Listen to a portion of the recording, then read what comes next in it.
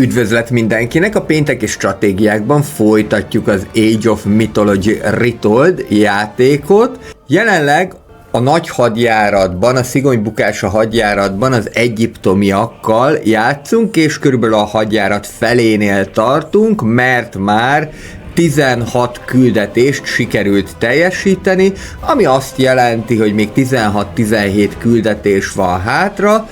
Addig fogjuk ezt a sorozatot játszani, amíg a szigony bukása kampányt be nem fejezzük, és utána pedig egy másfajta stratégiai játékot fogok mutatni. Az előző alkalommal sikeresen kivédtük az ellenfeleink árulását, majd a végén még abba is belepillanthattunk, hogy mi történne akkor, hogyha nem sikerülne Osiris darabjait megszereznünk. A 16. pályán Arkantosznak egy álmát láthattuk, ami inkább rémálom volt, mert arról szólt, hogy a gonoszak elpusztítják a jókat. Amiket akkor ők gonoszaknak neveztek, és egy kicsit zavaros volt az a pálya, de végül is sikerült megoldanunk, úgyhogy most az lesz a feladatunk, hogy mentsük meg Osiris darabjait, hogy így összerakjuk újra a főistent. Ez a pénteki stratégiák, tartsatok velem!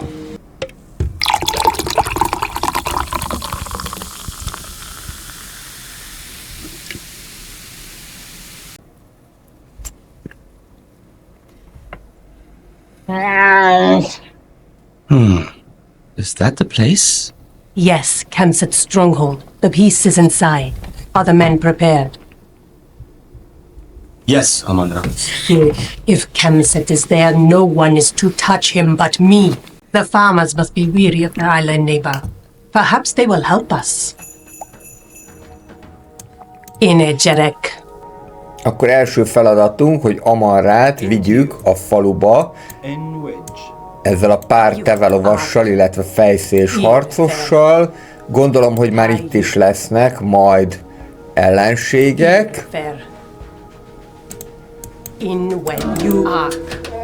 Itt is vannak. De igazából ezek elég hatékonytalanak a tevelovasok ellen. Úgyhogy szerintem ez igen gyorsan fog menni, hogy ide érjünk. Most a történet arról szól, hogy szétváltak Amarra, Arkantosz, illetve a többiek, és minden pályán más hős vezetésével kell megszerezni Osiris egy-egy darabját. Amennyiben pedig Amarrát ide visszük, akkor meg is tudjuk szerezni azt az adott épületet.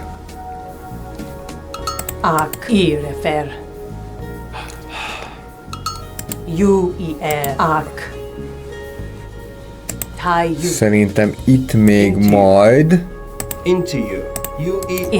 lesz bányásztábor is, de az is biztos, hogy valahol ezt védeni is fogják.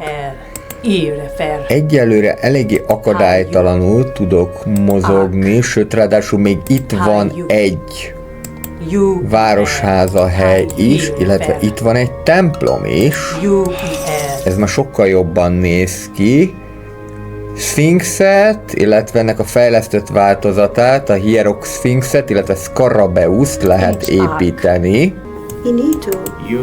Ti szerintem gyertek ide rögtön, és igazából föl is építhettek ide egy új városházát, mert ez eléggé gazdag lesz aranyban úgyis. És úgy látom, hogy 4. korba is tudunk fejlődni, vagy a múmiát, vagy a bosszúállót választjuk, ez majd még ki fog derülni. Most szerintem menjünk tovább és húzzunk be minél több épületet, mert annál erősebbek leszünk.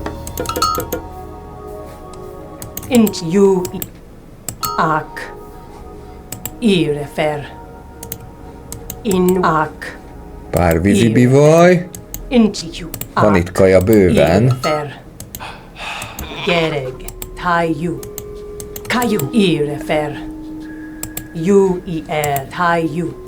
Ezek meg csak simán farmok. Irefer. De azok is jól jönnek.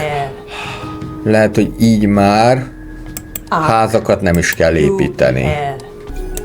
Kezdjetek el kegyhelyeket is gyártani.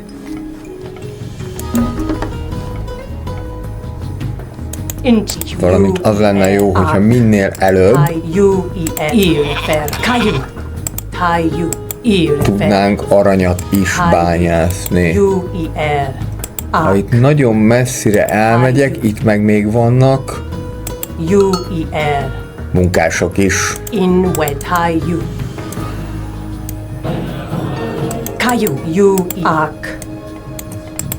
Te meg be tudod rakni ezt a templomba. Kezdjétek el tolni az aranyat. Itt is, meg itt is. Szelket koronája által pedig növeljük a tornyok támadását a mitológiai egységek ellen.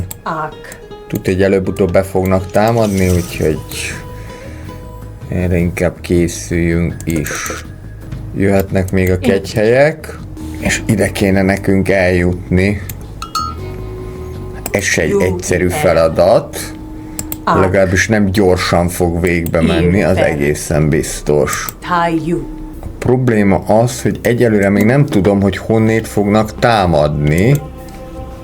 Pedig ezt nem ártana, hogyha ezzel az ember tisztában lenne.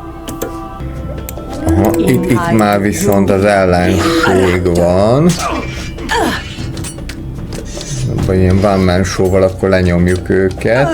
Meg még itt is láttam valamit. Akik jöttek, nem kizárt, hogy még itt is lesznek. Az a baj, hogy isteni kegyből nem állunk túlságosan fényesen. Szerintem én simán ide fölhúzok egy erődítményt, mert ez úgy nagyjából a miénk lesz.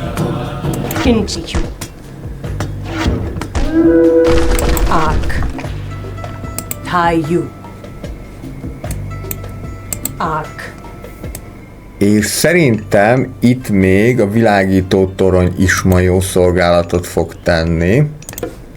These towers will help defend the harbor while you build a navy. Aha. Na már itt is vannak.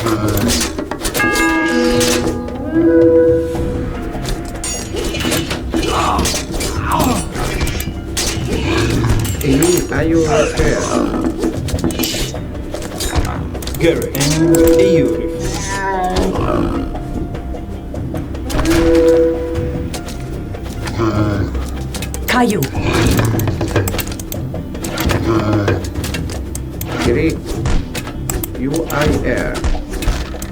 Jó, ezt megfutamítottuk, és akkor innentől kezdve az lenne a fontos, hogy ezeket a leviatánokat ne engedjük be. Úgyhogy szerintem én tolok még ide egy ilyen erődítményt, meg lehet, hogy ide meg még egyet. Plusz ezt is lehet fellegvárosítani. Aha, és itt is jönnek. Ez kevésbé jó.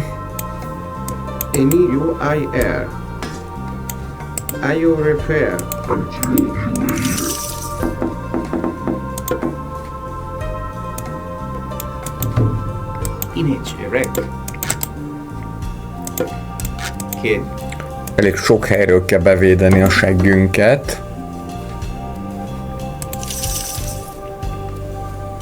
Ez a támadás némiképpen itt váratlanul ért, úgyhogy kicsit késve érnek oda az egységek, de most már itt vannak. Az anubiták azok eléggé hatékonyak és gyorsak, úgyhogy a tevelovasok hiába drágák, de itt sajnos hullani fognak. Szerencsére a Scarabeus úgy tűnik, hogy megmenti a helyzetet, mert elég nagy sebzéseket tud az anubitáknak kiosztani. Viszont akkor az kéne, hogy most már erőteljesen felfegyverkezni. És akkor jöhet egy barrak is. Meg természetesen minél több mítikus egység, én valahogy szeretek a mítikus egységekre támaszkodni. Így, és akkor majd még ezt a másikat is lehet fölfejleszteni, hogyha már kész a másik kegyhely. Hajókat azt még tudnánk építeni.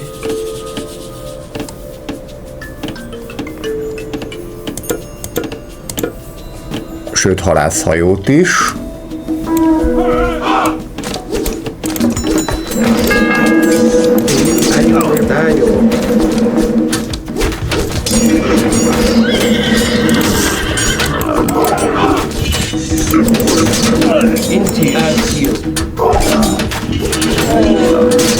Egyre többen jönnek.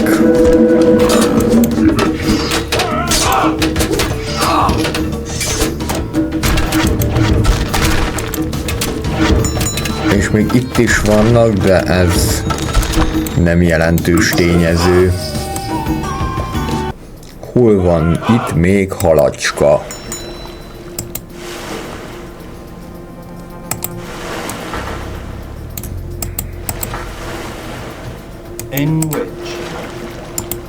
Itt csak már kicsit kijebb.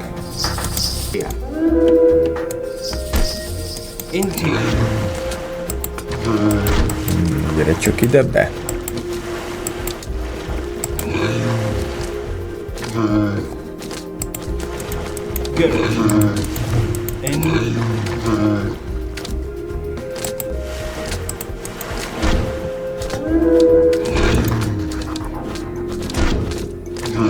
Az nem derült ki, hogy vannak is benne.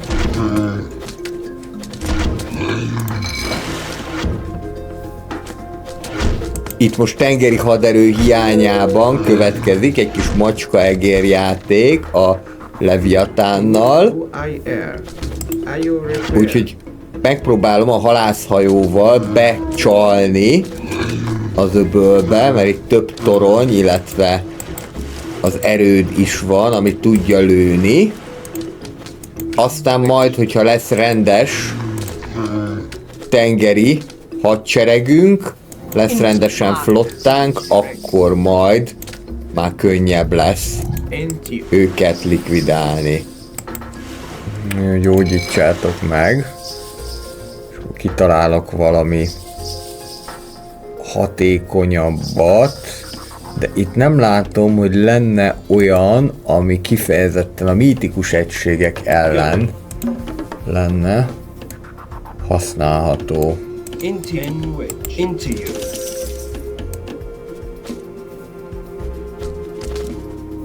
Na, ebben már most emberek is lesznek.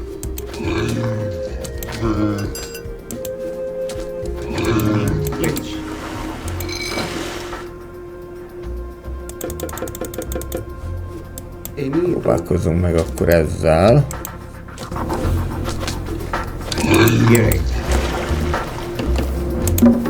Into you. You eat air. In which?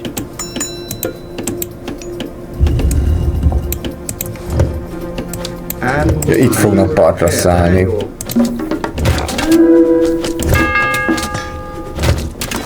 Great. You are air. And are you great? You are air. Próbáljátok meg először a skorpió embereket likvidálni.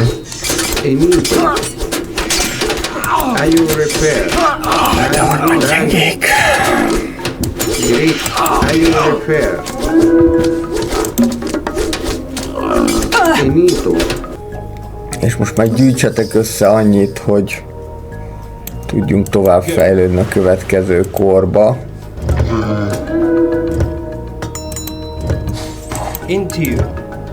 Ezek viszonylag hatékonyak In which? a leviatánok ellen. In correct.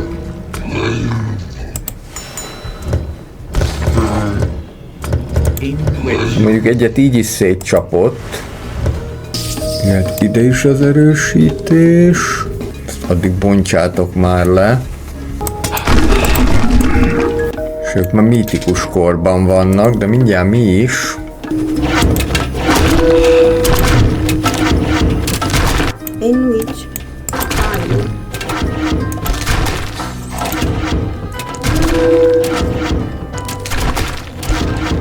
elég hatékonyak ezek az erődök a hajók ellen. Lassan össze is szedjük magunkat. Azért még pár támadást túl kell vészelnünk, mire arra kerülhet a sor, hogy mi is támadunk. Most próbálom egyaránt fejleszteni a tengeri flottát, illetve a mítikus egységeket, valamint a hadseregeket. Hopp, itt most megint megtámadtak. Anubitákkal, illetve rendes gyalogsággal.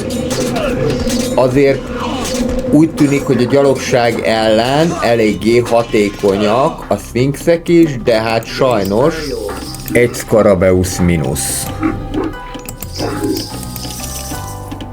Fejlődhetünk a mítikus korba. Menjünk Horusszal szerintem, bár a helyzet az, hogy ők majd bosszúállóval fognak támadni, akkor inkább Osiris legyen. Úgyis az ő darabjait akarjuk begyűjteni. Ez a tornádó mondjuk izgalmas lenne, akárhogyan is nézem, de akkor most maradjunk meg itt, és utána szerintem építeni fogunk egy nagy világító tornyot is. Már megint támadtak. De nagyon jó.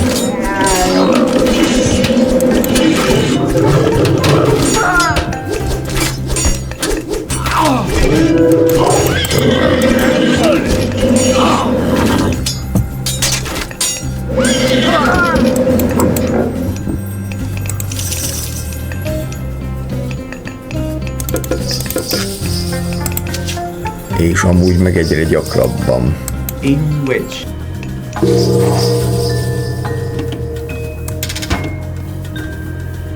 Itt vagyunk a mítikus korba, és itt van a múmia is. Ebből jöhet rögtön 3, plusz a fejlesztett változat. És akkor építsünk egy világító tornyot is. Mondjuk ezt úgy kéne, hogy a lehető legszélebbre, viszont akkor meg tudni fogják támadni, de most akkor ezt a dolgot már elengedhetjük. És akkor fölépül a világító tornyunk is. Jobban fogunk mindent belátni. És el lehet kezdeni építeni a hadihajókat is. Meg ilyen harci teknőst is. Most már szerintem nem lesz baj ezzel. És majd 2 fáraót lehet építeni, ami azt jelenti, hogy 2 ilyen Osiris fiát is le tudunk rakni. In which? Már látszik is, mire számíthatunk. In which? Jön megint egy leviatán, de erre most rá fogsz faragni, kisfiam. In which? Nagyon. Into you.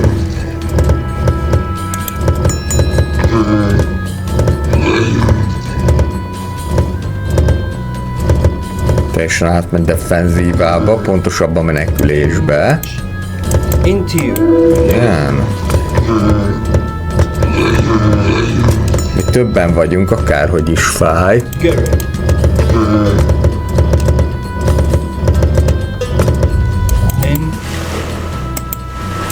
Into We should scout Kemset's whole island before we choose our beachhead.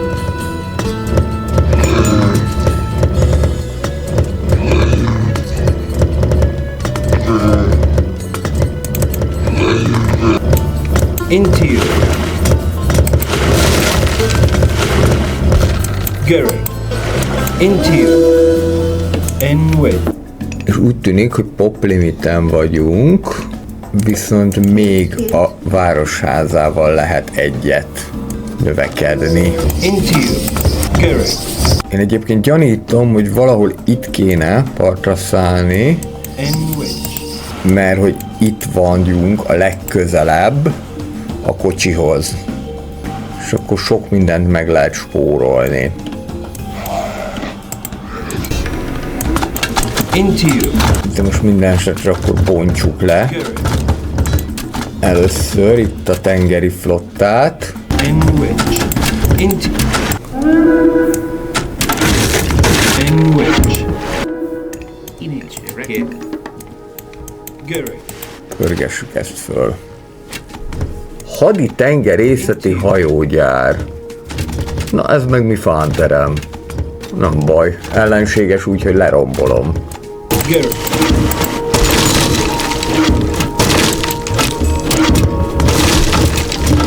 Into you.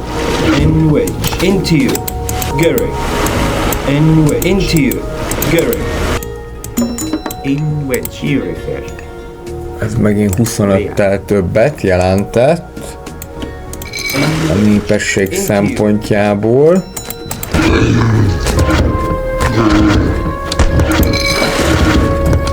Into you. Itt pedig most akkor az lenne a feladat, hogy hatékonyan körbe pusztítsuk a szigetet, mindent, ami a szigeten található és elérhető, a hajókkal szét kell rombolni, hogy gyengítsük az ellenséget.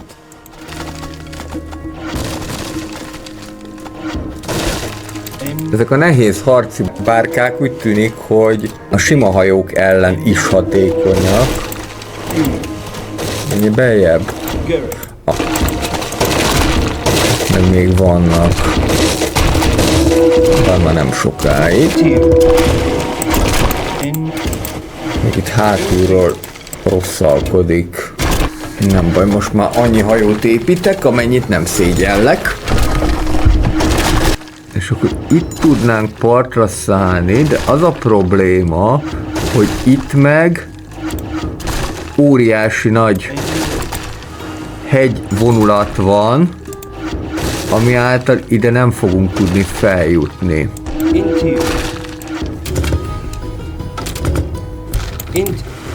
Nem fogom visszaküldeni őket javítani, mert inkább építek újat. Igen, az egy jó ötlet, hogy azt ott lebombázzátok. És itt vannak sokan, és akkor valószínűleg, hogy itt is kell nekünk majd partra szállni. Hú, itt lehet, hogy ezekkel a leviatánokkal ez sok lesz. Biztos. Ezzel legalább még ezt elsüllyeztem. Nem baj, összegyűlünk, és akkor az egyesített hadsereg viszont már le fogja tudni győzni ezeket.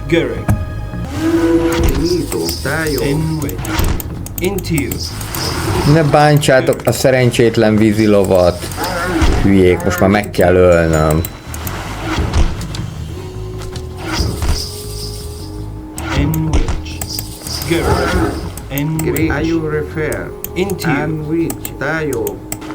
Na, itt viszont már mi vagyunk többen. Jó.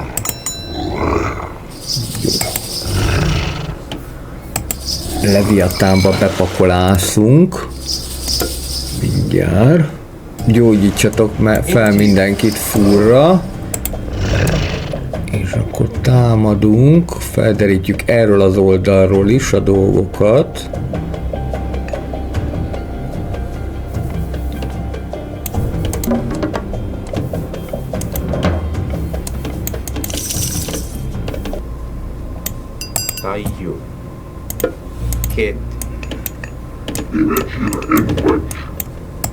Itt még van egy hely. Egy városházának. Induljunk.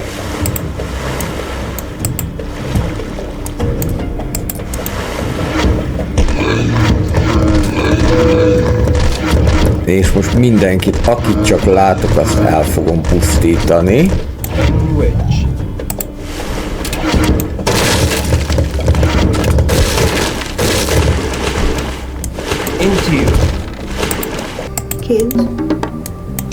Tiszta a terep. Akkor gyertek ide még többen.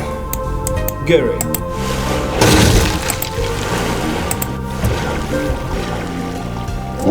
Set has sent giant turtles to defend Kemset's island. Into you.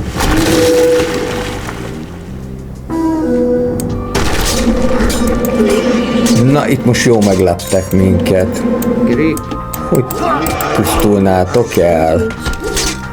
Csak bejutottak.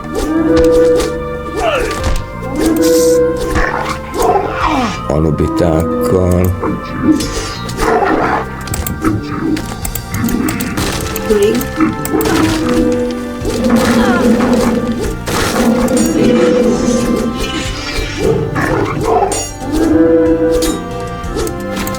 Garrett, engage.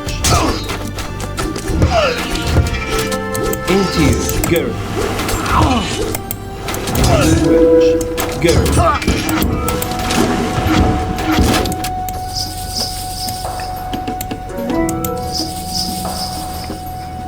Up. Kill. Hát simán ki lehet ide tolni a hadiszintért, meg meddig is ez kellett volna. Into you.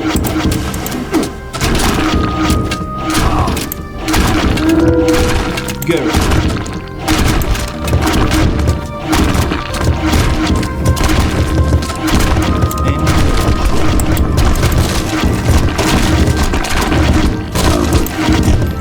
Igen, ez ennek a pályának egy óriási előnye, hogyha erős flottád van, akkor onnantól kezdve zsebedben vannak a dolgok. Into you. Még a kapitus törjétek be, ha már itt tartunk.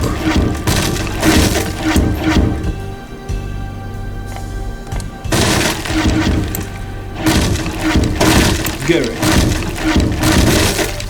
Into you.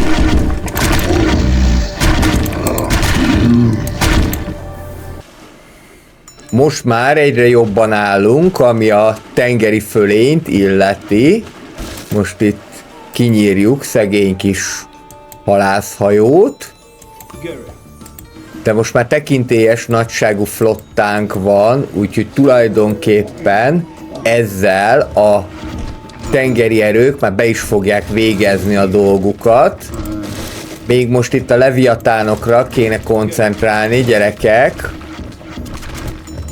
2 is van belőle, az egyik az már megy el, és valószínűleg, hogy abban egységek is vannak, a másik viszont nem tud megmenekülni, mert hiába nagyon erős, de ezt szét fogjuk verni ennyi túlerővel.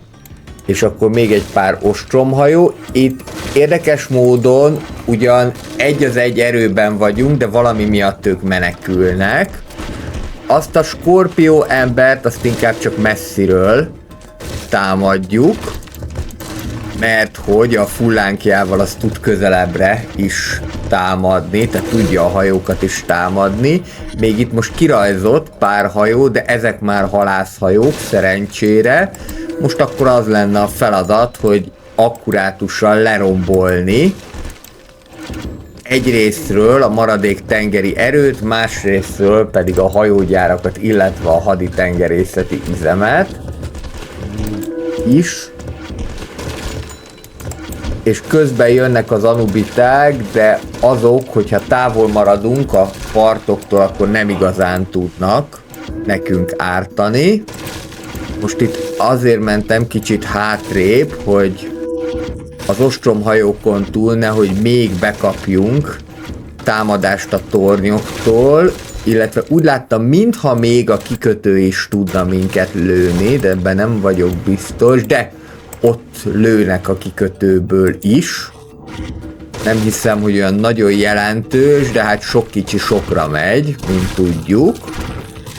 Jó, most már hulladék a haditengerészeti üzem is. Majd később foglalkozunk a hadihajókkal. Itt jött vissza a Leviatán. Az is elsüllyedt, és akkor megyünk neki a doknak. Az sem lesz már egy nehéz meló. Közben viszont még itt van az ostromtorony, erre vigyázzunk, mert ez távolra is tud lőni.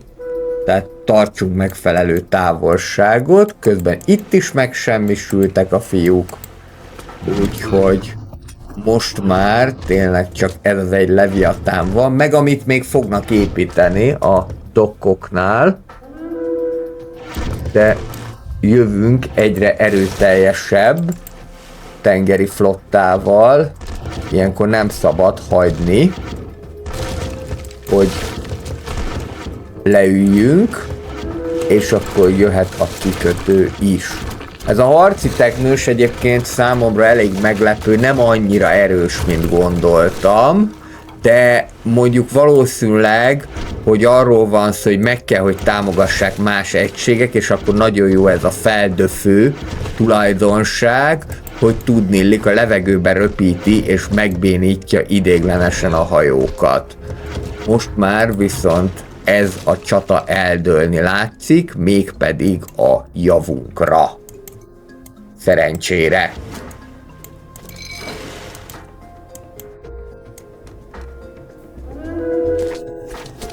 Itt még ráadásul bekaptunk egy váratlan támadást is, de igazából, mivel már múmiákkal vagyunk ellenük, sok esélyük nincsen. Úgyhogy ezt még itt eltakarítjuk, és utána pedig indulhatunk támadni is. A Leviatán is el fog pusztulni, és már újat nem is fognak tudni építeni, mert hamarosan meg fogjuk semmisíteni a tengeri flottájukat teljes egészében. Azért itt még egy érdekes intermezzo van, tehát nem adják meg magukat olyan könnyen a pirosak, mert hogy megyünk följebb, és itt bizony még azért van némi flotta, és az a probléma, hogy közben a partokról is támadnak, illetve készítik az utánpótlást is. Külön zavaró tényező tud lenni egyébként az, hogy a hajók is, mármint a halászhajók is ott vannak, mert akkor elképzelhető, hogy inkább azokat lövik, mint hogy a teknősöket intéznék el, mint ahogyan az meg is történt. A teknősök meg közben nagyon élvezettel lubickolnak a vízben, és feldöfik a mi hajóinkat. Úgyhogy gyerekek, ez nem lesz jó, most már szedjétek össze magatokat, és menjetek rá a kikötőjére, mert hogyha az lenn van, akkor onnantól kezdve nem tud több hajót építeni. Viszont egészen addig folyamatosan fogja készíteni a hajókat, míg a kikötőt nem zúzzuk le, és utolsó leheletével még természetesen egy Leviatánt kihozott, ami én azt gondolom, hogy akárhogyan is nézzük, a legerősebb egyiptomi tengeri egység, de talán a többi frakcióval is fölveszi a harcot. A görögökkel mindenképpen, az északiaknak viszont azért a hajók a specialitása. Most meg nem mondom, hogy az északiaknak milyen hajós egységei vannak, a longboat az biztos, de lehet, hogy van még más is, meg náluk ott van a Kraken is, ami szintén egy hatékony, bár az már mítikus egység, de tengeri egység mindenképpen. Na most itt még ugye megfelelő távolságot kéne tartani az iászoktól meg az ostromtoronytól. Az a szerencse, hogy már annyira jól vagyunk anyagilag, hogy igazából már bármennyi hajót tudunk építeni. De szóval ez azt akartam mondani, hogy azt még nem tudom, hogy milyen egységek vannak, még legalábbis nem emlékszem mindegyikre. 2002 már régen volt, meg 2012-3 is, amikor én ezt újra játszottam. Úgyhogy most tulajdonképpen nagyon sok minden újdonság. Ezek a pályák is, tehát nagyon kevés pályára emlékszem a elmúlt Age of Mythology-ból. Az Isis Hear My Plea, a 14-es pályára arra igen, de erre például abszolút nem emlékeztem, hogy itt ezt kellett csinálni, meg hogy Osiris darabjait kellett megszerezni. A következő pályán majd, ahol a fát kell kivágni, az valahogyan rém lett. Mondom, ez nekem is egy nagy nosztalgia, akárhogyan is nézzük, de azt gondolom, hogy akik meg most játszanak stratégiai játékot, azoknak is jó lehet ez, mert tényleg izgalmas, és hát persze nyerni jobb benne, mint veszíteni, de most már úgy tűnik, hogy ezt lassan tényleg megnyerjük, csak még itt vannak marhaságok, amik miatt még pár hajót elvesztek. Abban a Leviatánban már benne van a hadsereg, ami most indult el, és akkor most az fog történni, hogy szépen megyünk és partra szállunk, és mindenkit elpusztítunk. Ródosokat nem építettem a játékban, pedig lehet, hogy érdemes lett volna. Úgyhogy még pár egységet mindenképpen kifejlesztek, annak érdekében, hogy legyen utánpótlás, hogyha esetleg az első roham nem járna sikerrel. De most szerintem már nem lesz ebből probléma, csak okosba kell játszani, okos helyen kell partra szállni, hogy ne az ellenségnek a dandárját kapjuk be lehetőleg. Ez elég fontos. És közben itt még a barrakot lőjétek. Azzal nincsen is baj. És akkor most megyünk, és partra szállunk.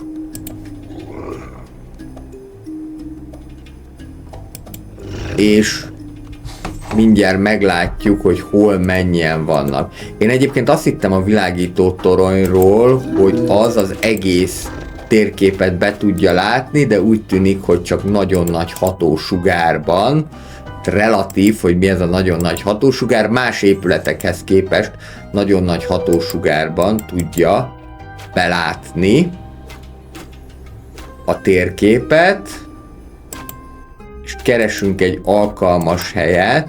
Ugye itt már lőnek is minket, nem kéne megvárni, míg a Leviatán elsüllyed.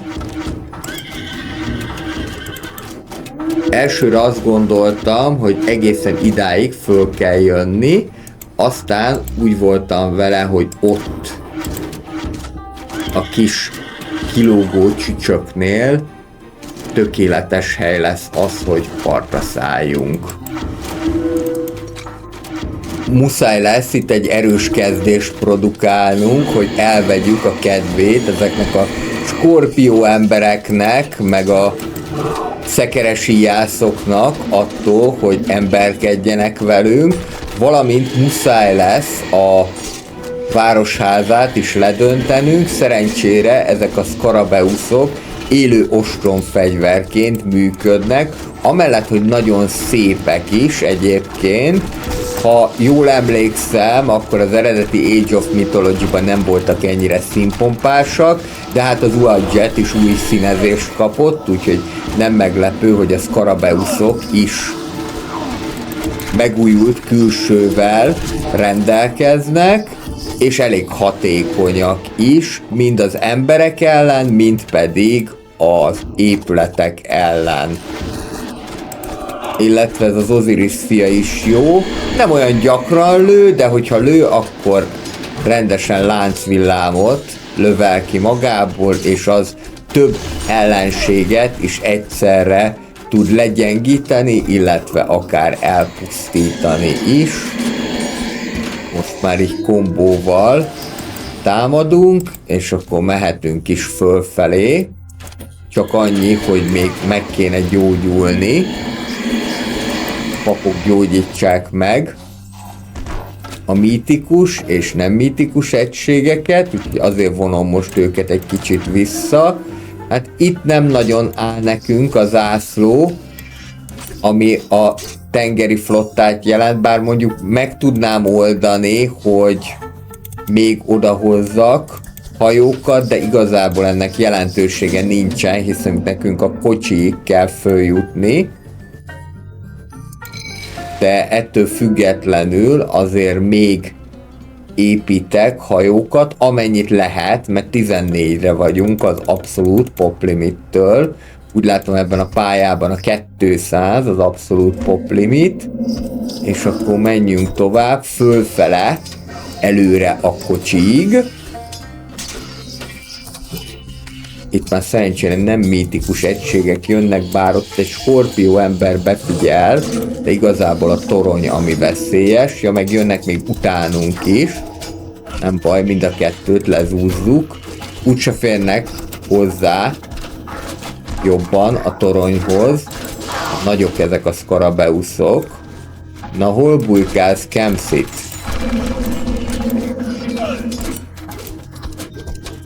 Itt lesz majd a falakon belül. És akkor most ezt be kéne itten törni. Azért ellenállnak keményen, de már nem sokáig. A múmiák pedig nagyon-nagyon hasznosak. Azt mondtam, hogy a Pestukos a kedvenc egységem az egész Age of Mythology-ból, de hogyha kéne második kedvenc egységet találni, legalábbis az egyiptomi frakcióból, akkor az a múmia lenne, mert hogy gyakorlatilag ingyen egységeket kapunk ezek által, a kegyencek által, és így tulajdonképpen nem is velünk harcolnak, hanem a megidézett kegyenceinkkel. Nem olyan erősek, de arra elég jók, hogy visszatartsák ezeket a skorpió embereket, miközben ott hátulról tudják a Scarabeuszok is őket macerálni. Mondjuk az igazi az lenne, hogyha lenne egy pár Pestukos, és akkor lángba lehetne őket borítani, de hát most ezt dobta a gép. Úgyhogy ez egyetlen távolsági mítikus egységünk most a múmia, illetve természetesen a papok is. Papok egyébként nagyon hatékonyak tudnak lenni, de közelről nagyon sebezhetőek. Bár ez általában a távolsági egységekre igaz is. Leomlott a fal végre, és akkor innentől kezdve teljes tud lenni a dúlás. Még az utolsó akadály az erődítmény, amit minél előbb le kéne rombolni. Az erődítményt kéne, mondom, de úgy tűnik, hogy már a templomot is elvégezték közben. És akkor innentől kezdve a mi kis élő ostrom fegyvereink már elvégzik a dolgukat. És volt nincs. És innentől kezdve már mehetünk is a kocsihoz. Osiris második darabjához. Ezen kívül kell majd még 2 begyűjteni.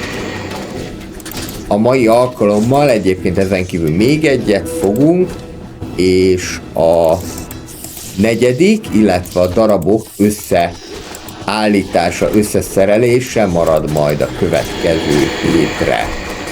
Ugyanis elég hosszúak már ezek a pályák, és elég sok izgalom is van benne, elég nagyszámú seregekkel kell megküzdeni, illetve elég kiterjedt bázisokkal.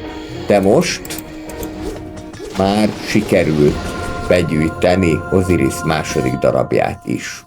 I have something I've been meaning to give you since you first ran from me at the temple, Kemset. I'd like nothing better than to drain your blood into the sand, Amanra. But I cannot waste time with you now.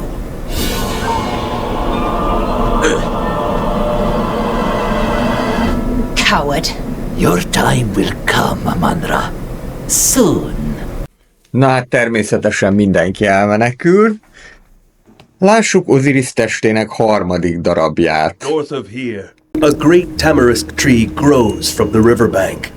In its trunk, we will find the head of Osiris. Chiron, soldiers approach.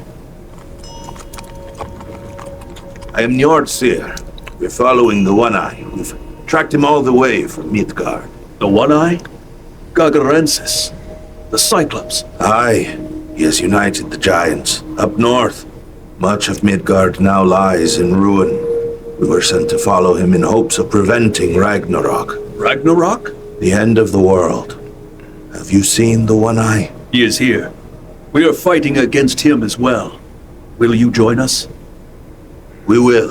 Ez a pálya pedig már részben egy átvezetést jelent az északi színre. Hozzáteszem, hogy rendkívül érdekes az, hogy Egyiptomban hirtelen megjelennek a vikingek. De hát ezt most engedjük el. Ez még azért egyiptomi pálya, de itt vannak ezek az ökrös szekerek, amik mozgó bázisként fognak szolgálni, és itt lehet majd begyűjteni a különböző terményeket. Ide kéne nekünk eljutni, hogy kivágjuk a fát, ami alatt Osiris feje lapul. Ezek pedig minket fognak majd segíteni.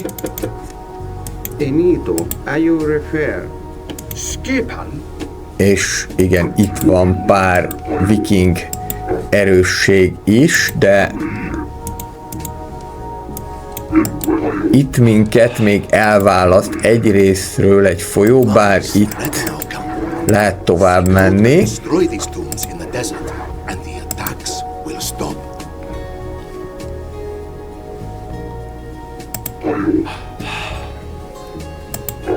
De úgy tűnik, hogy múmiák is fognak minket támadni, az már veszélyesebb dolog. Aranyunk viszont bőven van. Legalább valami.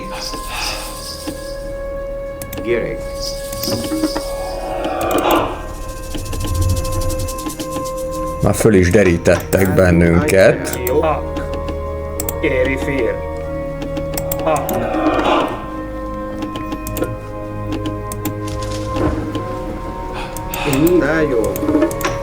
Ki az, aki a leggyorsabban tud mozogni? Talán ez a nehéz portyázó lovasság. Ezzel kicsit kinézegettek. Milyen szép szivárvány. Itt van nagyon sok arany. Ezt csak majd valahogy be kell tudni védeni itt. Plusz még elefántok. De ha használjuk ezt az univerzális szekeret, amiből ugyan mi többet nem tudunk építeni, tehát azokra vigyázni kell, akkor ki lehet itt is termelni az arany. Csak ezt valahogy be kéne védeni. De most még egyelőre van elég aranyunk.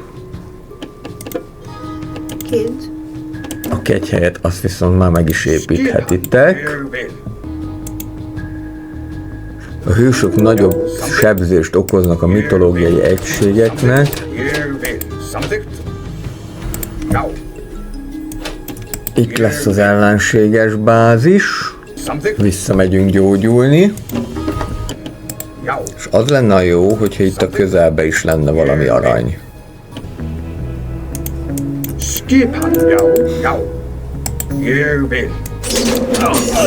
Ide kell majd akkor benyomulni.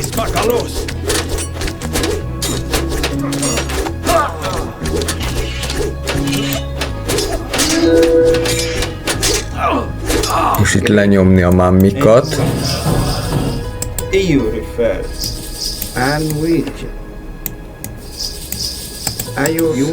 Gyorsan meg lesz. Vonuljunk föl oda teljes erőnkkel. Közben pedig vagy Szobek és Pestukos, vagy Szachmet és Skarabeusz. Skarabeusz lesz ez, mert hogy nem tudom, hogy hogyan leszünk az arannyal. Élelemből viszont mindig lesz.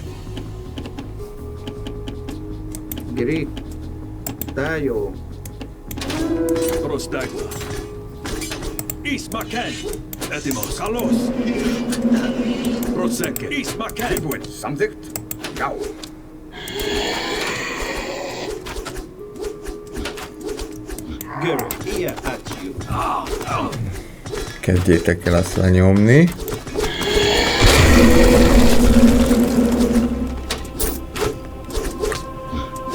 És fát és aranyat találtunk a sírboltba.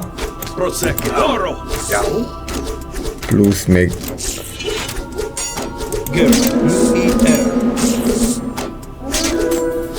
néhány elég undi dolgot. Plusz még arany is van. És nagyon elkezdtek támadni. Mindenfelől is. De úgy tűnik a Scarabeus a múmia ellen igen hatékony. Csóri, azt ne bántsad. Inkább fogd meg magad, és vedelődjél át ide. Vedelődjél át, szép magyarsággal.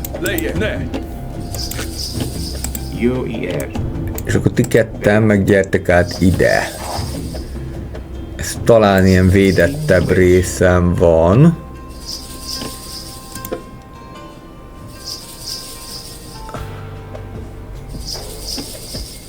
Egy erődöt azért fölhúzhatsz. És majd 4. korba is mehetünk. Most szerintem már ki fogom próbálni majd a bosszúállót.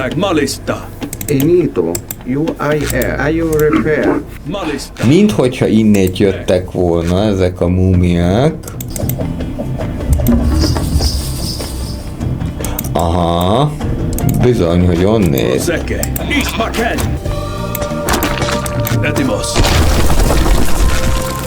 Na, mi lesz ebben?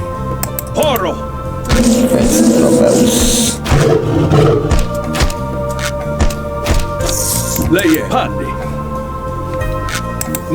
Jó, innen se támadnak már. Cseréljünk kocsit.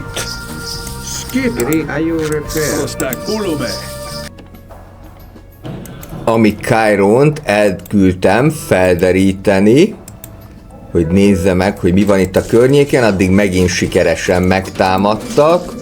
Igazából ezek a Scarabeusokkal és az egyéb mítikus lényekkel szembeni csak ilyen kis szúnyogok, úgyhogy ezt elég gyorsan le fogjuk nyomni. Viszont a probléma az, hogy több helyről is támadnak, mert több bázisa van az ellenségnek, úgyhogy majd ezeket kell módszeresen kiiktatni. Prosecche, Esto, Malista, Pulume. Hopp, egy erekje, ezt viszont be tudjuk gyűjteni.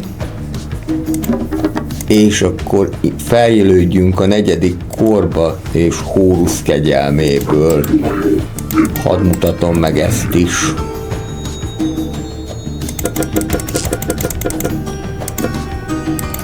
Akkor nézzünk pár harci szekeres íjászt is.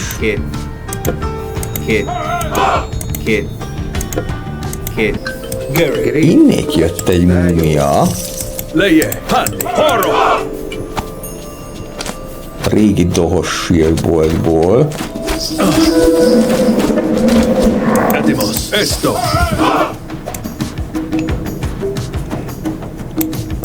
Szerintem ez erre lesz.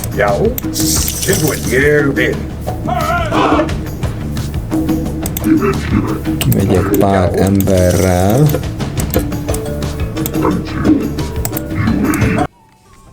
Közben sikerült a 4. korba fejlődni. Itt van a bosszúálló, amely Horus kegyelméből jött el hozzánk, és egy hatékony gyalogos egység, és egy bónusz képessége az, hogy be tud pörögni, mint a forgószél, amikor támad.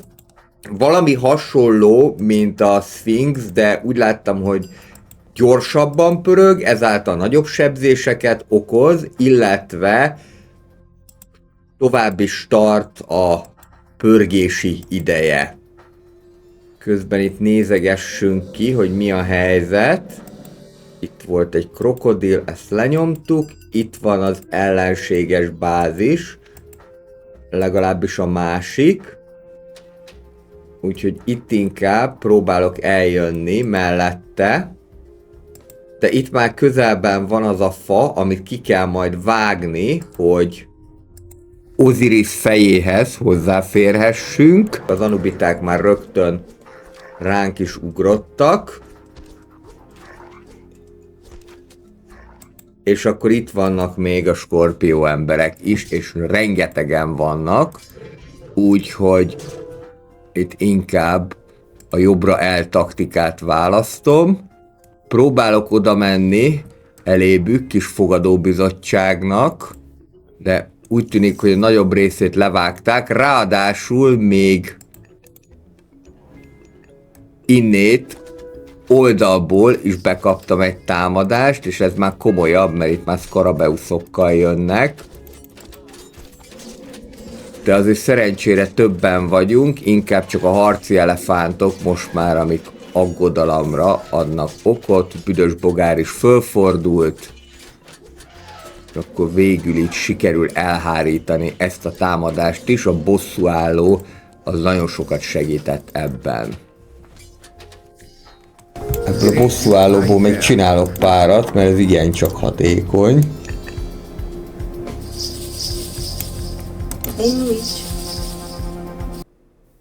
A feladat tehát az lenne, hogy itt az összes ilyen piros bázis le kéne nyomni. Én jelenleg 2 látok, de mivel nagy a térkép, gyanítom, hogy ezen kívül is lesz még, úgyhogy most akkor azt csináljuk, hogy erőt gyűjtünk, és akkor majd jobb oldalról kezdjük el ezeket pusztítani, megyünk szépen a fa területéig, tehát ahol az Osiris fája található, és akkor utána majd még bal oldalról is be fogom őket támadni. Közben még ugye a harmadik múmia tábor, illetve sírbolt is kérdéses, hogy hol van.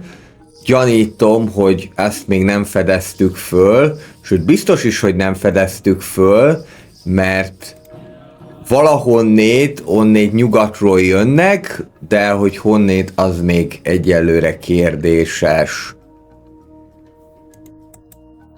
Úgyhogy akkor most induljon az erőgyűjtés. Szerintem viszek oda mindenképpen mítikus egységeket, ezt a bosszúállót is, illetve ami még nekem bevált, ez a szekeres íjász, valamint mivel tornyok is vannak, ezért elengedhetetlen lesz az is, hogy helepoliszokat vigyek. Igen, pontosan oda kéne eljutni, és azt kéne ott lerombolni. Ehhez pedig akkor még nem ártana még kaját termelni. Mert abból eléggé kevés van. Ugye fát meg aranyat, azt fokozatosan kaptunk a sírboltok által, meg most már termelünk is rendesen, de ennivalót azt nem, és ráadásul itt nincs is tenger, hogy a halászhajókkal tudjunk gyűjtögetni.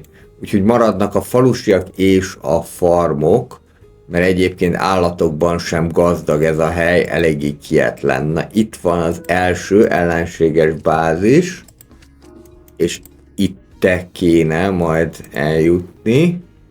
Kocsit azt kiveszem onnét, annak nem kell jönnie, és mi viszont mehetünk is. Hagyok itt azért egy kis védelmet is, mert hogy támadni viszont fognak az egészen biztos másik irányból. Jelesül egyébként még ezen kívül is 2 helyről támadhatnak, de most az lenne a taktika, hogy lenyomjuk fokozatosan ezeket a piros bázisokat, és akkor egyre kevesebb helyről fognak támadni. Ott is van, már közben be is támadtak, és ráadásul papokkal, amik ugye nagyon jók a távolsági harcban, plusz Scarabeus is, úgyhogy jó kis kombós haderővel állunk szemben, de most már mindjárt meg lesz ez is. Bosszúállók pedig pillanatok alatt kivégzik a papokat.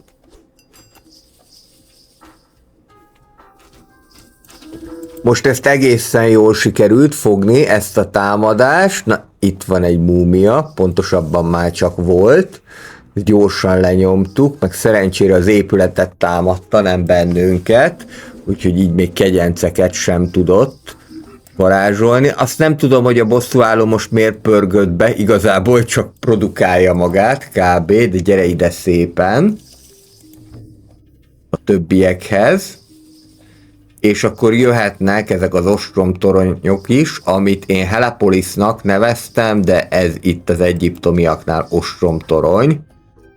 Tulajdonképpen ugyanazt a funkciót tölti be, mint a görögöknél a Helepolis. A tornyokat dönti le hatékonyan. Vannak itt még jó fejlesztések a fegyvertárban is, habár annak következtében, hogy milyen istennel léptünk át a heroikus, illetve a mítikus korba, inkább gyalogságnak szólnak ezek a fejlesztések. Közben összegyűlünk, és akkor első célpontunk majd a keleti bázis lesz, amit még most nem tudok, hogy mekkora.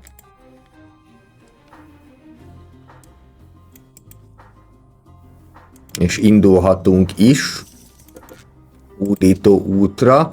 Megint jó lenne, hogyha lenne távolsági egység, mítikus távolsági egység, itt természetesen a Pestukosra gondolok, bár egyébként az Uadjet is tud hatékony lenni, csak azt jó meg kell védeni. Mondjuk a Pestukoszokat is, de az Uadjet az még sérülékenyebb, amilyen félelmetesen néz ki, annyira sérülékeny a közelharcban. Gyakorlatilag használhatatlan. Félszázad parancsnok, katonai parancsnokokat lehet kinevezni, illetve a napparittyák, ami a parittyásokra lenne jó. De most parittyásokat annyira nem gyártottam. Most egyébként mind a két nyersanyagból eléggé csehül állunk, egyedül aranyból állunk jól, de fából sincsen túl sok, meg élelemből se, de az élelmet azt legalább már hatékonyabban termeljük. És akkor jöjjünk ide, és kezdjük el a hódítást. 10 darab Sphinx, 2 darab bosszúálló és 2 darab Scarabeusz. Ennek már elégnek kell lennie valamire, illetve közben még gyártok harci szekeres íjászokat is, mert hogy nincsen távolsági mítikus egységünk, valahogyan ezzel kéne akkor pótolni a távolsági mítikus egységek hiányát. Gyertek szépen! És akkor fiúk, mindjárt nekiállunk a támadásnak. Fiúk, lányok, bár úgy gondolom, hogy mindegyik fiú. Vagy valamelyik nem meghatározható nemű. Mondjuk a Sphinx az azt hiszem talán nem meghatározható nemű. Na közben be is sötétítek, és akkor gyepáljátok őket. És törjétek be a kaput is, illetve ott két oldalt az erődítményeket is. Szépen ezt itt lebontjuk. Úgy látom, hogy nem nagyon nagy ez a bázis. Inkább csak az erődítmények miatt egy picit jobban védett volt, de ez pillanatok alatt múlt idő lesz. Már mind a kettő erőd lent van, és akkor jöhet gyorsan a templom is, meg a fegyvertár is, és közben pedig be is támadtak természetesen. Elég sok mindennel egyébként, úgyhogy most itt több fronton zajlanak az események. Az elefántot valami miatt nagyon szereti, mondjuk eléggé erős is, de eléggé drága egységről van szó. Nem baj, most már megzabálják a Scarabeuszok őket.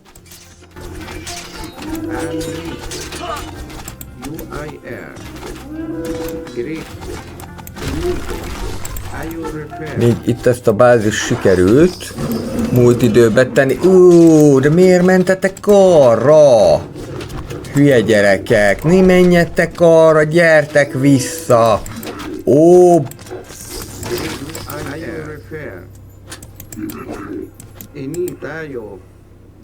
Na hát, ha valami nem hiányzott, akkor az ez, hogy fölőrlődjön a seregünk, valami miatt, amíg én nem figyeltem, mert arra koncentráltam, hogy elhárítsam a másik támadást, addig ezek szépen oda mentek, de a folyón túl ott már sokkal erősebbek a pirosék, úgyhogy most itt erőt kell megint gyűjteni, mielőtt újra tudunk támadni, mert nagyjából a fele megsemmisült a seregnek, vagy kicsivel kevesebb, mint a fele, de minden esetre abból a 10 Sphinxből már csak 4 darab áll rendelkezésre, úgyhogy most akkor gyorsan ezeket is pótolni kell. Itt most a szűk keresztmetszet az elsősorban az isteni kegy. Építek egy világító tornyot is, szerintem ide fogom lerakni, hogy lássuk a fának a környékét. És ezt ugyan majd úgyis macerálni fogják a múmiák, de ezek azért elég erős épületek, lévén világcsodáról van szó, tehát akkor majd addig legalább azzal lesz elfoglalva a múmia, nem azzal, hogy számunkra létfontosságú épületeket pusztítson. Úgyhogy most az lenne a feladat, hogy megerősödni, és utána lehet majd támadni.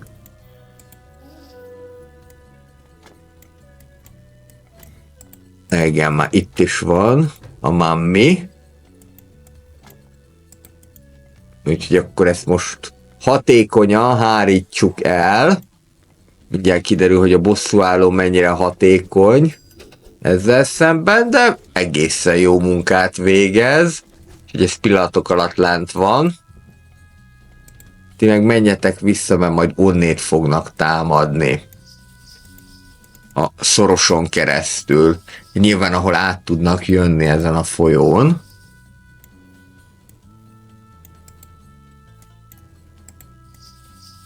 És jöhet még oda harci szekeres íjász.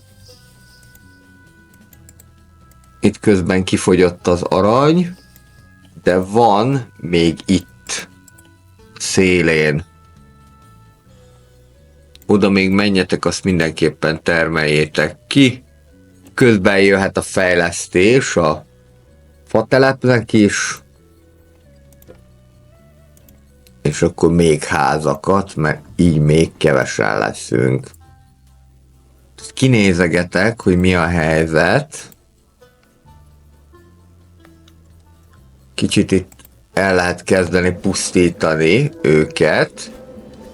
És amíg nem nagyobb számban támadnak, addig ez egy működőképes dolog is lesz. De ott már, hát ez körülbelül ilyen 8 skorpió legalább.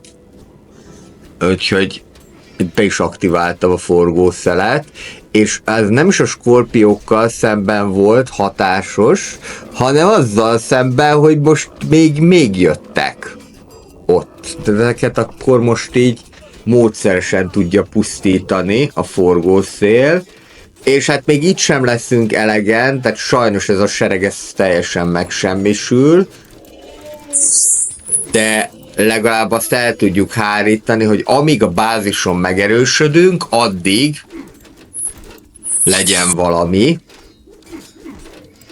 visszatartó erő nekik. Már most egyébként bánom, hogy nem múmiát készítettem, mert az felbecsülhetetlen. Szerintem a leghasználhatóbb a mítikuskori egyiptomi egységek közül a múmia. Különösen, hogyha van egy jó gyalogsági támogatás, hát jelen esetben a szkarabeuszok lettek volna, de ugye azért ennek a sorozatnak az is a célja, hogy minden egyes egységet megmutassak, tehát akkor valamikor kellett, hogy Hórusz bajnokát, a bosszúállót is megmutassam, és jöttek még. Ahhoz képest, hogy csak közepes fokozat, elég sokan jönnek. Én annól nem emlékeztem, hogy ennyien jöttek volna. És ráadásul, ugye ez itt már az ostromtornyokkal, ez abszolút hatékonytalan. Úgyhogy ezt majd valahogy be kéne védeni, de ott meg annubiták, és még jönnek. Úgyhogy nem egyszerű a helyzet. Gyerünk gyerekek, próbáljuk meg ezt elhárítani. Már csak azért is, mert a túlélésünk múlik rajta. Mindössze. Behúzódunk oda. Még egy Scarabeus. És akkor kezdjétek az ostrom fegyverekkel. Jó, azok már lent vannak, és utána meg jöhetnek a papok.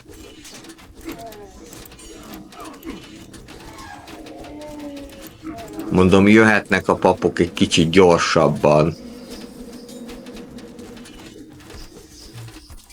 Viszont ezt most egészen jól fogtuk. A harmadik támadást. Ott még vannak anubiták, még ezeket is meg kéne valahogy oldani.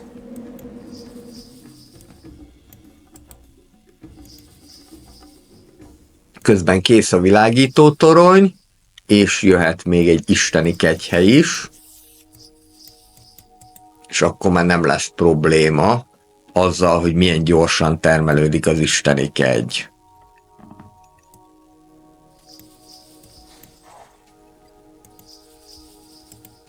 Itt a bosszúálló, és megpróbálom egy kicsit ingerelni ezeket az anubitákat.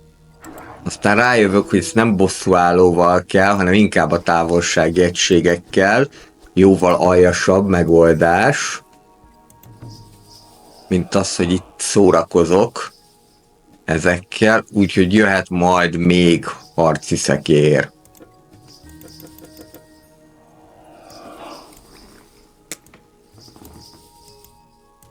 És itt pedig a két ostromtorony az megmenekült, de hát alig maradtak. Nézem, hogy ott van még a bázis, igen. És viszont ide simán jöhet egy erőd. Nem annyira hatékonyak az erődök, mint mondjuk az Age of Empires 2-ben, az Age of Mythology-ban, de azért jelentenek valamit. Különösen, hogyha Citadellára van felfejlesztve, bár az azt hiszem csak a városházát lehet Citadellára felfejleszteni.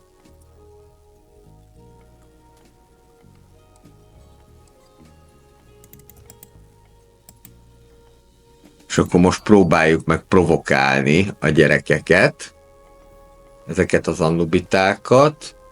Fahiány van még mindig.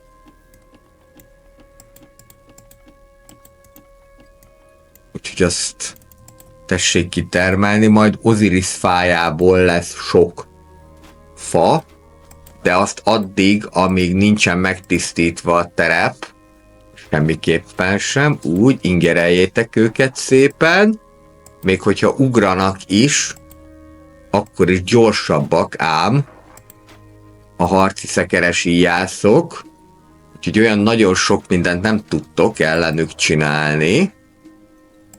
Ez a taktika ugye ismerős lehet, akár ha a mongolokra gondolok, akár hogyha a honfoglaló őseinkre, az ősmagyarokra, akik szintén éltek a hátrafele nyilazás taktikájával. Most itt az lenne a lényeg, hogy ezeket az anubitákat módszeresen pusztítani, azért, hogy minél kevesebben legyenek, amikorra már oda jutok, hogy a fa környékét is megtisztítom. Ez még nem most lesz. Még egy múmia lent. És akkor mehetünk vissza. Most megint egy támadás. És egyre többen jönnek. Ráadásul most már ugye ostromtornyokkal is. De most ez úgy tűnik, hogy hatékonyabb lesz. Az ő Scarabeusza már föl is fordult. És akkor ott kéne, hogy előre menjenek a bosszúállók a papokra. És akkor viszont így most az anubitákat is bekaptuk, de ezek igazából gyávák, mert már futnak is haza.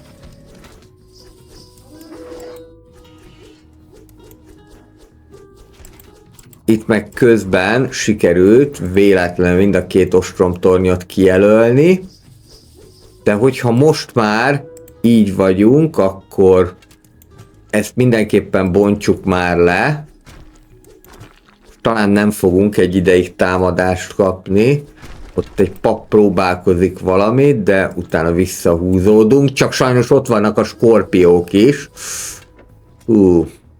Igen, ez nem volt egy okos dolog,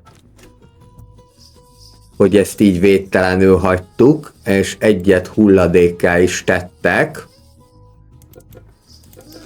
Mert mondjuk pénzben, meg fában is egyre jobban állunk, de az élelem az még mindig problémás. Jó, most sikeresen kivontuk az ostromtornyot, illetve maga a skorpió ember is visszafordult. Úgyhogy akkor lehet most kezdeni újra felfegyverkezni. És ehhez még egy házat is építek, illetve egy városházát is. És az még 25 férőhelyet fog jelenteni.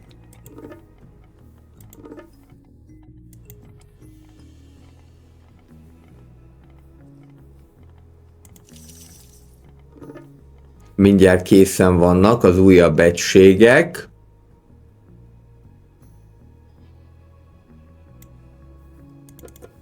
Papok is jöhetnek.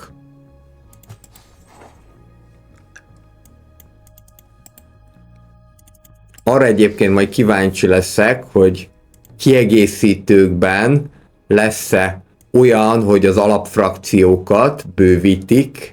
A játéknak eddig 2 darab kiegészítőjéről tudunk, ami már benne volt a nagyobb csomagban, és megvettem a nagyobb csomagot.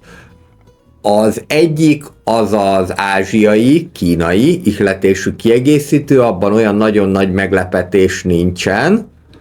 Én egyébként azzal is játszottam, még az Age of Mythology-nak az első felújítása alkalmából, nem mondom, hogy olyan nagyon megfogott volna, de lehet, hogy egy ilyen szebb grafikával, mert egyébként tényleg gyönyörű ennek a játéknak a grafikája, úgy pontosan úgy újították föl, hogy úgy jó legyen ránézni, viszont ne egye a gépet.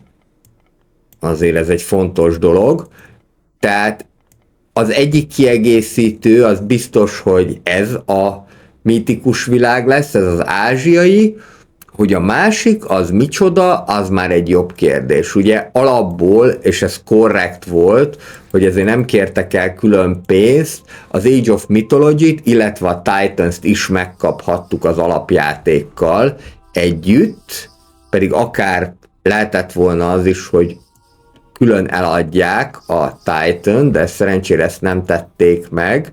Mondjuk a Titans az egy szerintem kevésbé sikerült kiegészítő, de majd mindenképpen fogom azt is játszani, csak szerintem nem a YouTube-on, hanem a Twitch-en, amit szintén Andrew City Life néven megtaláltok, tehát az Twitch-es tartalom lesz, hogy én Titans-szel játszak majd Age of Mythology-ban. És akkor jöhetnek még a bajnok bosszúállók. És itt van egy erekje, amit én csak most vettem észre, de nagyon hasznos, mert 15%-kal csökkenti a mítikus egységek költségét. Maceráljuk még egy kicsit az anubitákat. Szépen lövöldözzétek le őket. És megint jött egy támadás. Csak ugye az a probléma, és hát rettenetesen hülyék ezek, hogy pont most arra fele terelik, amerre nem kéne. Ott még egyelőre csak gyűjtöm a sereget, de az a szerencsé, hogy ezek megfordultak. És akkor így erre fognak majd jönni. A főbázis felé. Illetve lehet, hogy még nem is jönnek, mert még csak összegyűlnek. de akkor meg külön jó lenne azt egy kicsit ritkítani. Szépen. Vissza. A papok már gyógyíthatják is őket. Itt még lehet, hogy nem lenne jó emberkedni, mert még kevesen vagyunk. Isteni kegyből most már rendben vagyunk, és most már a többi nyersanyagból is kezdünk helyre jönni, szerencsére, illetve ez a 15%-os költségcsökkentés, ez nagy segítség. Ezek az erekjék mindig úgy megbújnak a pályán, nem mindig szoktam észrevenni őket, és arra gondoltam, hogy akkor még egy templom, az mehet, mert akkor az a templom már csak oda fog termelni a másik hadszintérre, közben még egy múmia, hogy ne legyen unalmas az élet, de most ezt megpróbáljuk akkor úgy, hogy tisztán papokkal kinyírni, mert hogy a papoknak nagyobb a lőtávolsága, és mire odaér, addigra már múlt idő. A mammi.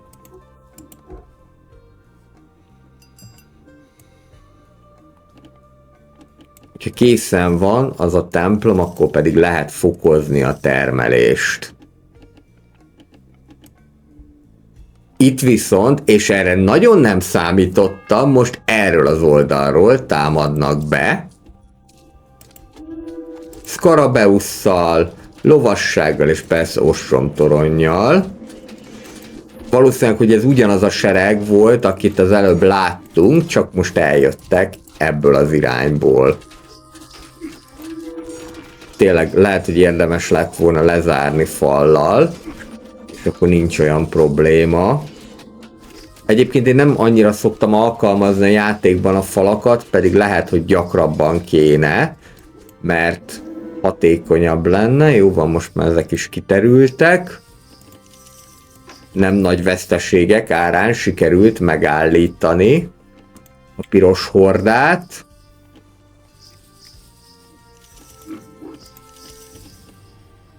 És akkor kezdjünk el termelni a másik hadszintérre is.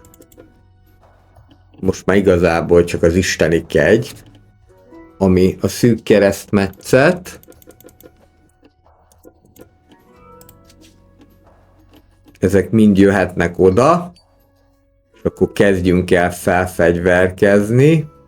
Azok a napparittyák nem fognak kelleni, mert nincsenek parittyásaink, de a lángoló íjak azok igen, mert az majd a szekeres íjásznál használható lesz.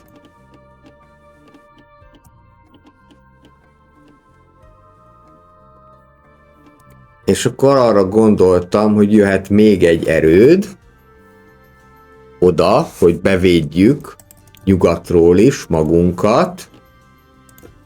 Bár most így utólag már azt gondolom, hogy igen, a falak lettek volna igazán hatékonyak. Falak meg pár őrtorony. Tudják őket tartani. Ugye az Age of Mythology-nak a sajátossága szemben az Age of Empires-ökkel, hogy nincsen benne kő, mint negyedik nyersanyag, ami egyébként nem is baj, mert az Age of Empires 2-ben az, hogy követ találjunk, az legalább akkora probléma volt, mint az, hogy aranyat találjunk, és ráadásul amíg az arany a relikviák által termelődni tudott az Age of 2-ben, addig a követ azt lényegében csak nyersanyagból tudtuk megszerezni, vagy csak piac által, de hát az meg véges, és eléggé brutálisak az átváltási árak. Na, akkor most találtuk meg a megfelelő megoldást arra, hogy ne csak ingereljük ezeket az anubitákat, hanem ténylegesen hújjanak is el, ezek lesznek a papok.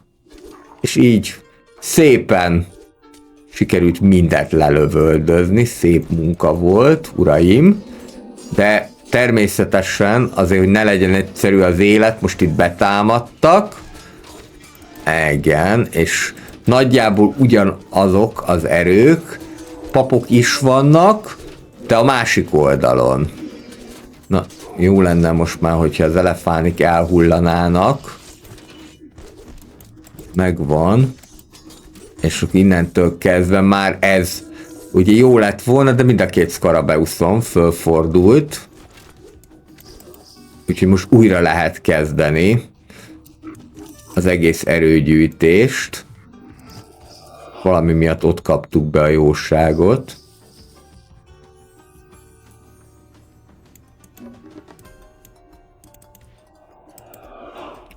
És akkor a munkásokat átvezénylem. Még élelmet kéne termelni. Mondjuk aranyat se ártana.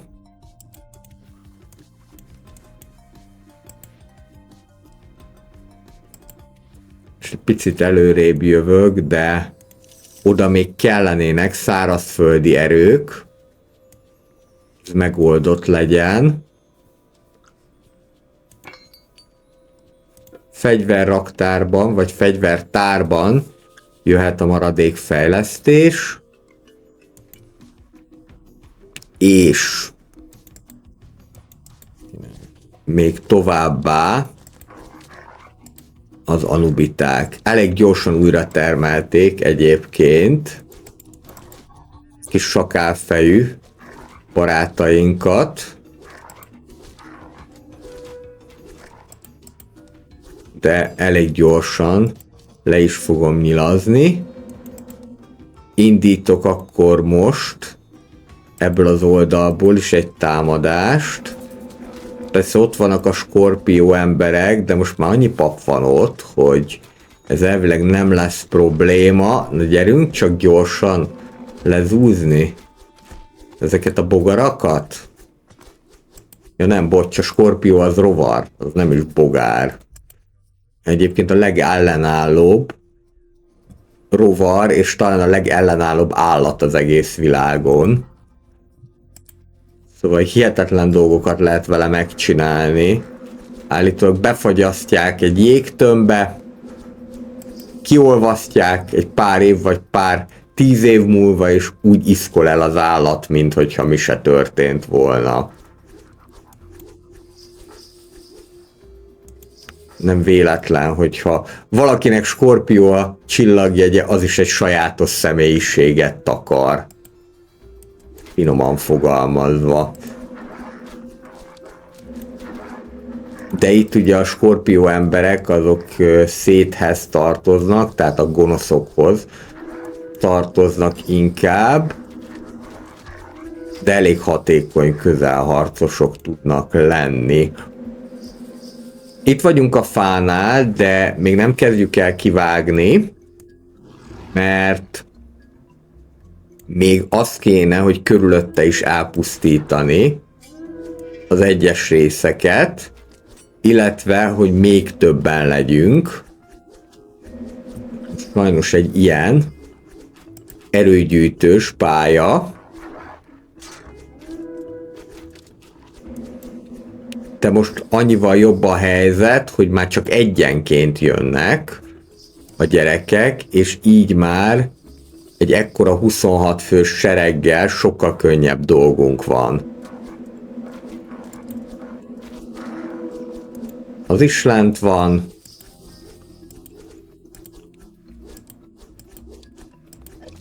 És akkor jöhet. Itt van egy erődítmény, és itt viszont már többen vannak, de mondjuk nem mítikus egységek. Gyerünk, gyepáljátok őket. Csak ugye az a baj, hogy úgy látom, mintha Anubitát a barrakban is tudna építeni. De most akkor ezt itt kéne elpusztítani. Különösképpen a tornyokat. Meglepő egyébként, hogy mennyire hatékony az ostromtorony a tornyok ellen. Mondjuk arra is találták ki, hogy épületet pusztítson, és így pillanatok alatt le tudjuk zúzni ezt a városházát is. Mehetünk tovább, közben viszont innét meg bejöttek a gyerekek, kicsit besötétítünk, hogy hatékonyabbak legyenek a mítikus egységek. Nem is csak a látvány miatt. Pörögjön be a bosszúálló. Most ezt egész jól fogtuk, ezt a támadást. Már csak azt kéne megoldani, hogy a papok ne legyenek ott. Azért egy Scarabeus sikerült elveszíteni, nem is egyet, kettőt. De a tüzes nyíllal rendelkező harci szekeres íjászellem már nem olyan hatékonyak. Jó, ezek lent vannak. És most viszont az a baj, hogy nem maradt közelharci támogatásunk, viszont már itt vannak a Scarabeusok, ők mehetnek. Az elefánikat is sikeresen kiterítették. Jó sok hús lesz belőle.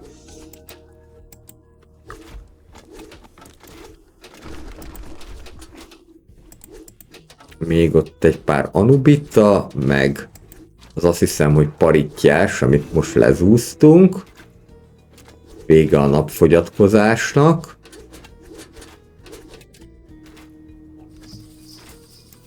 És most itt akkor körülötte kéne majd elpusztítani a bázist. Akkor lehet megkezdeni a munkálatokat. Gyertek még. Anyagilag most már teljesen rendben vagyunk, szerencsére.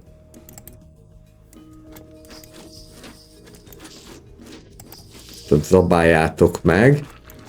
És akkor jöhet a barrak is. Persze, azért ők még próbálkoznak. És ugye nem is ott vannak sokan, hanem majd ott van még mögötte a térképnek a jobb felső csücskében egy nagyobb bázis, és onnét jönnek sokan. Jöhetnek még az ostromtornyok. Itt már egyre többen vagyunk.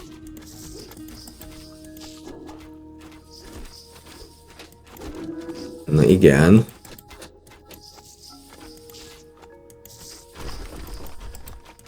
És akkor pusztítsátok már el ezt a barrakot is. Meg a tornyot is.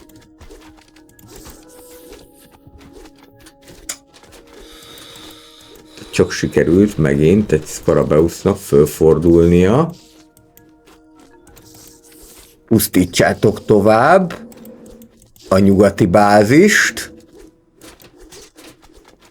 Ott mehet le az a torony is. Mondjuk most már kevesebb Scarabeus van.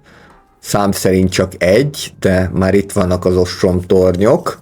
Ezek majd fognak segíteni. Plusz még jöhet extra védelem is, mert tuti, hogy amit északról kapunk támadást, azt ide fogják irányozni.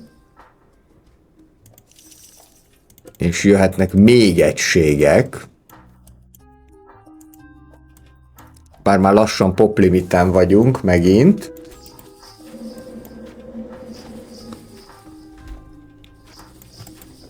És akkor itt vannak végre az ostromtornyok.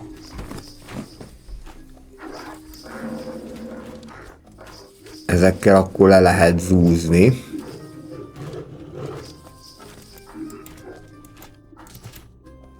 A védelmi rendszerét. Itt azért látom, még egészen szépen vannak, jönnek a szúnyogok.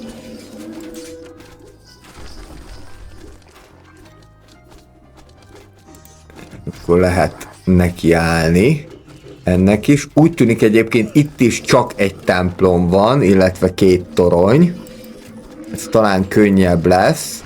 Ugye ezt nem is igazán mondanám bázisnak, inkább csak egy ilyen kihelyezett erősségnek, de most meg megint jönnek. Úgyhogy akkor az lesz a taktika, hogy ezzel ezt megállítjuk. Megint besötétítettem. Jó ez az Eclipse, napfogyatkozás, mert hogy viszonylag kevés isteni kegy árán lehet csinálni egy használható varázslatot. Használható is, és látványos is. Most addig ti, hogy gyógyuljatok. Sikerült már ezt akkor megállítani. Utána jöhetnek a papok is. Igen. Még egy Skarabeusz. Ezt is próbáljátok meg ott likvidálni. Mehet le az ostromtorony. És akkor természetesen itt megint bekaptuk a jóságot.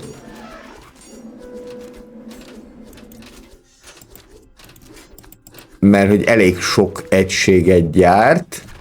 De akkor először ezt itt lerombolom. Szépen. Törjük be a kaput, és akkor utána majd foglalkozunk a többivel. De most megint jön egy adag.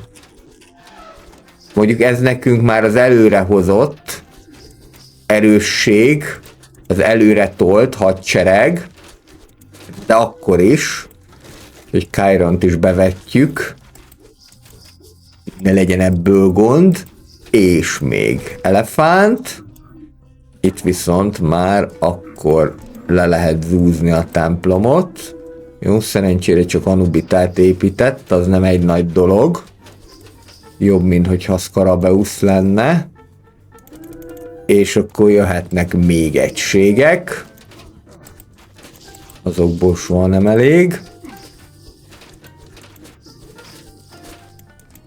És most itt sikerült ezt is megsemmisíteni, tehát hogyha itt tudjuk stabilizálni a helyzetünket, akkor most már mindenkit előre tudok tolni. Persze az utánpótlásról majd gondoskodunk, de így akkor már itt a partokon, hogyha stabil a helyzetünk, akkor elkezdhetjük kivágni Osiris fáját. Most még itt azt gondoltam, hogy nem kell nekem az északi bázist is elpusztítani, aztán ez a későbbiekben majd változni fog, viszont ami nagyon hasznos, hogy itt már kezdenek kijönni a falusiak, és ezeket elpusztítani azért jó, mert akkor nem lesz neki hadserege, nem fog tudni építkezni.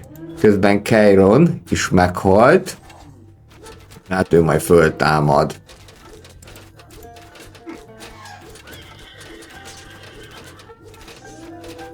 Oké, elefánt is lent van, és akkor most már csak az ostromtorony hiányzik. És ezzel a mi ostromtornyunkkal pedig megsemmisítjük a maradék védelmet, illetve azt hiszem, hogy valahol a harmadik templom is itt lesz majd.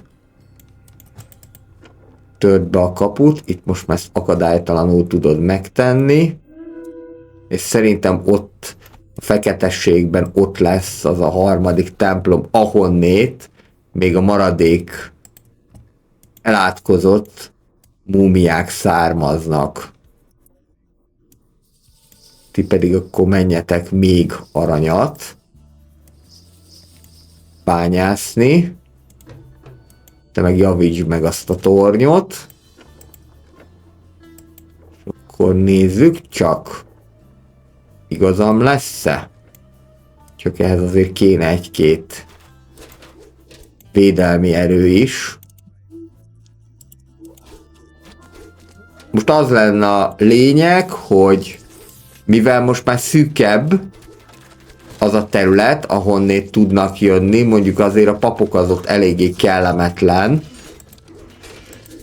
ellenfelek, de elvileg szűkebb a terület, ahonnét tudnak jönni, tehát akkor itt már könnyebben fogjuk tudni védeni, ráadásul úgy látom, hogy minthogyha a folyó part miatt egy kicsit magasabban is lennénk, és minthogyha az is jelentene valami előnyt a lőtávolság szempontjából is, hogy nekik fölfele kell támadni, én meg le tudom nyilazni őket. Éppen gyógyítják magukat, a papok nem támadnak. Addig szépen ki lehet nyírni őket. És akkor még egységek.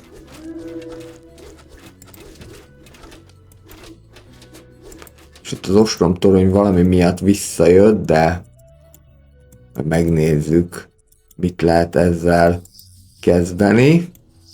A munkásokat pedig már most oda vezénylem a fához, nem kell már több arany, viszont fából abból kell is, meg hát ez is a küldetésnek a célja, hiszen alatta lapul Osirisnek a feje a tamariska fa alatt.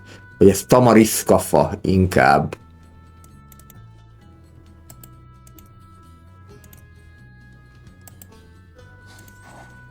Ez az ökrös szekér, ez nagyon jó, így akkor nem kell megépíteni a fatelepet.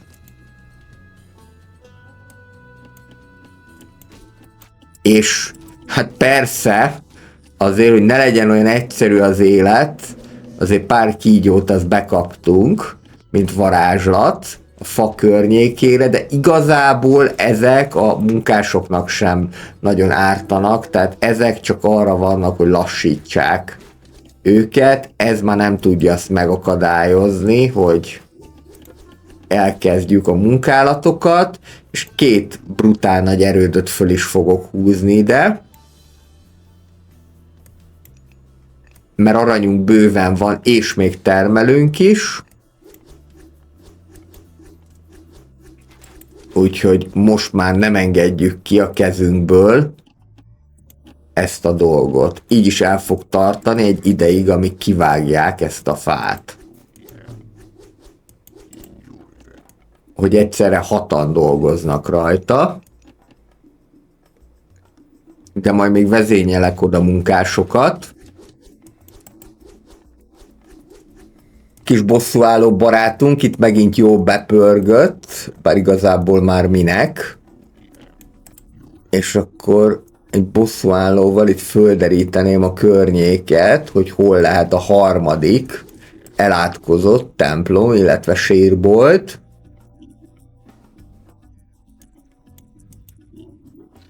És közben pedig egy betonbiztos védelmet építek ki itt. A folyónak az északi partján. De ugye úgy tűnik, hogy valamilyen nyersanyaggal nem rendelkezik, én gyanítom, hogy leginkább arannyal nem. Itt is van a templom, ezt akkor elkezdjük lerombolni. Szóval, hogy a pirosak valószínűleg arannyal nem rendelkeznek, mert azért jöhetnek ki a munkások, viszont ez azért jó, mert én meg le tudom őket nyilazni, és innentől kezdve akkor egyre nehezebb helyzetbe kerül. Most már lehet azt is látni, hogy egyre ritkábban vannak ilyen nagy támadások, hogy elfogyott minden nyersanyaga, csak úgy szorványosan küldik, ha egyáltalán küldik az egységeket.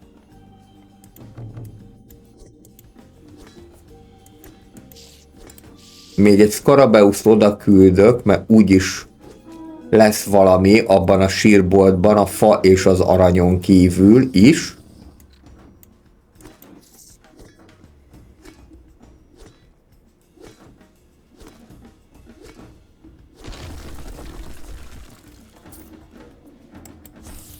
Mégpedig egy másik Scarabeus, de ezt most már kinyírjuk, és akkor a múmia küldetést is teljesítettük. Most már nem fognak a múmiák sem zavarni továbbiakban.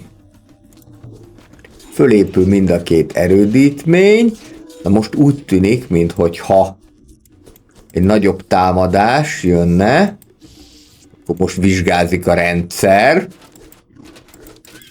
de mondjuk annyira nem aggódok, mert most már ezek a bosszúállók előre tudnak menni, és igen, az ostromtorony meg el van azzal foglalva, hogy az én készülő erődítményemet pusztítsa, tehát ezzel sokat nem ér.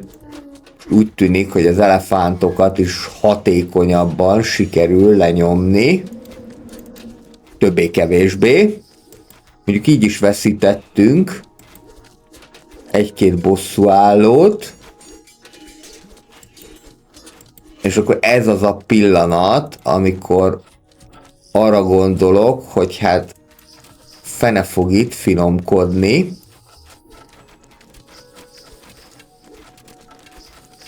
Hanem egyrésztről, hogyha elhárítottuk ezt a támadást, miután ez úgyis mindig lesz, és nekünk már úgyis elég sok egységünk van, akkor induljuk meg, és zúzzuk le ezt az északi bázist is.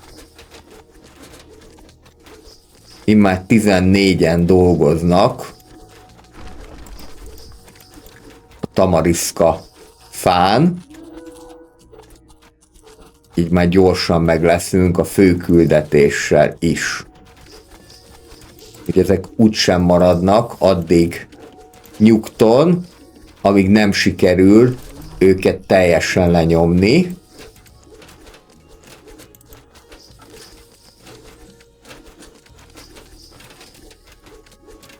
Úgyhogy akkor induljunk meg, azt még ott javítsátok ki, közben már az arany is úgy kb. Mind elfogyott, ti is jöhettek a fához, vágjátok ki, és akkor mi pedig megindulunk, és földdel egyenlővé tesszük az északi bázist is. Csak ehhez még Skarabeuszok is kellenek, de most már ott vannak elég nagy számban. És jöhet még a maradék is. Most erre a feladatra a Skarabeuszok, hogy tudnilik megostromoljuk az ellenséges bázist, sokkal alkalmasabbak lesznek. Pillanatok alatt lehúzzák az épületeket az óriási csápjaikkal, és akkor mehet a dúlás, most már a városházát is lezúzzuk, és utána pedig jöhetnek a tornyok is sorban. Városházát is elveszítette, akkor gyerünk gyerekek, most már tényleg nem sok van hátra, abból, hogy teljes győzelmet arassunk ezen a pályán. És úgy tűnik, hogy így már, hogy nem koncentráltan kapjuk az egységeket, így már remekül lehet használni ezt a kb. 25 egységet, mondjuk ebből csak 20 az Ijász, akik ilyen tömegben már egyébként a tornyok ellen is hatásosak. Erődítményt és a földdel tettük egyenlővé, és itt van még egy utolsó erődítmény, amit az ijászok kb. Büntetlenül tudnak lőni, majdnem. És közben pedig meg is nyertük a játékot, mert kivágtuk a fát. Köszönöm szépen a figyelmeteket, ez volt a pénteki stratégiák, a jövő héten folytatjuk, megszerezzük Osiris utolsó darabját, és össze is rakjuk azokat, amellyel akkor teljessé válik az egyiptomi szín. Mindenkinek kellemes hétvégét kívánok, és hogyha eddig még nem tettétek volna meg, akkor ne felejtkezzetek el feliratkozni a csatornára, mert heti több alkalommal is kaptok tartalmakat a gazdasági, stratégiai, illetve a városépítő játékok világából. Sziasztok!